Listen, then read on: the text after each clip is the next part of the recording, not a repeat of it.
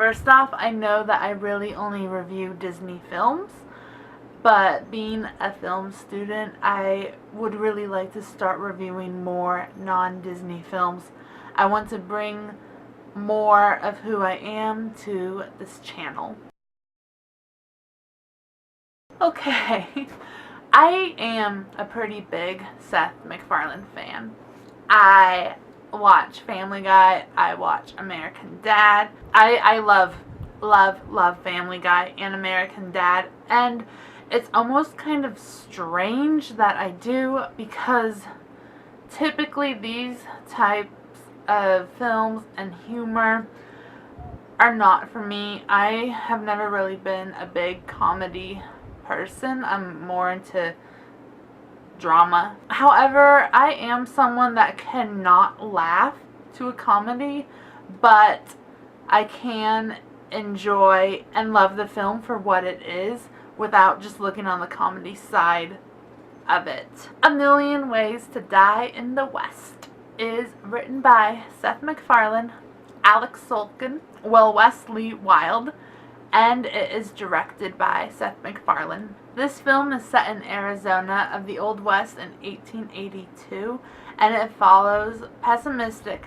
cowardice sheep farmer Albert, portrayed by Seth MacFarlane. His life takes a small turn when he falls for a mysterious newcomer, Anna, portrayed by Charlize Theron, and his newly found and work in progress courage is put to test when Anna's notorious gunslinger husband Clinch Leatherwood arrives. If you love MacFarlane's humor and old westerns, go see it. Do not let the negative reviews and critiques stop you from seeing this movie.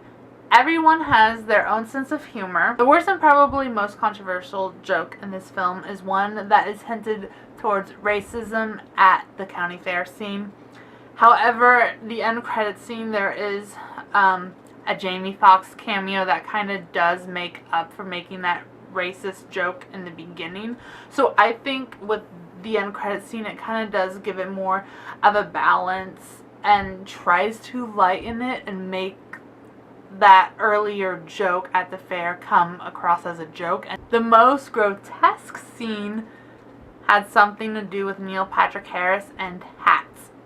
I'm gonna leave it at that. As director, MacFarlane did a great job at capturing the shots of this film, and it seemed like he really knew and succeeded at what he wanted to do with this film and writing the script. As an actor, this was his first feature film appearance on screen, and he is an adequate actor. He does voice acting and he should stick to it. However, I did not find his acting to be that bad. I felt that it was true to the character himself. Well, I felt he was actually adorable. And yeah, I just used the word adorable. I thought he was adorable at his role. Even though the protagonist is a coward, I felt for him, actually. I found him likable. I guess not too many people did, but I did. I thought it was that Seth MacFarlane's portrayal of Albert was true to the character for this type of film. I enjoyed seeing him break out of his comfort zone. I think everyone should. You should always challenge yourself to get out of your comfort zone, because if you don't challenge yourself, life is gonna get kind of boring. So, and I think that's what he felt as to why he also took on the lead acting role. First off, the cinematography is beautiful. It's filmed on location in New Mexico and Monument Valley. Some parts that were not needed in this film were Albert's parents. I read the book. Albert's parents are more in this book. This book is based off of the screenplay. The screenplay is not based off the book. He wrote this after he wrote the screenplay. Albert's parents are in the book more. However, those scenes were cut from the film, and I felt since those scenes were cut from the film, they should have just taken like all of the scenes that showed his parents out of the film, because then like they started off, they were in there, and then in the middle and at the end of the film they weren't there, so them being there in the first place was completely pointless and unneeded. For me, the film started to fall a little flat when Albert comes across the Native American scene. When they're in a circle and then they do this drug hallucination thing. I know what they were trying to do. They were trying to have it be like an epiphany moment. Did not quite come off like that, but I mean, I got it, but that was probably when it kind of started falling for me. I think the actors had a lot of fun filming this movie and getting into the characters. Yes, the characters could have been more developed. Edward and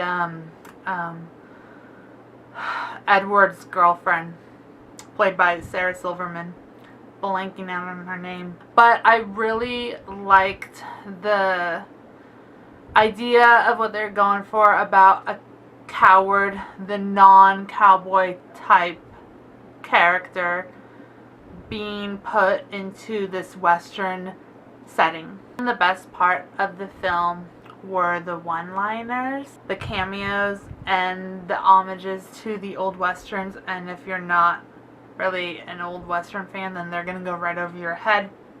If you do not like Seth MacFarlane's humor, basically if you do not like Family Guy, do not see this movie. I'm doing you a favor. If you don't like Family Guy, you're probably not gonna like this movie.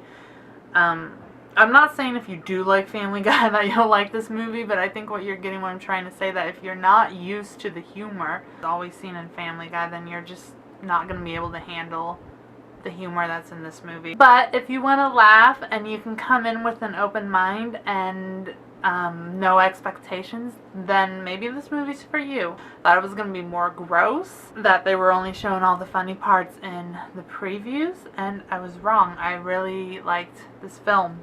Life is too serious and it's too hard all the time. Go have fun. It must be a opposite weekend, at least for me, while all the good reviews are pretty much going to Maleficent for some people.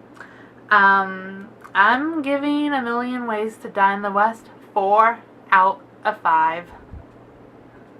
It didn't bore me. What can I say? Thank you so much for watching. I hope it was helpful and that you enjoyed it. Leave your opinions about the film below, and I will see you soon. Have a magical day. Bye-bye.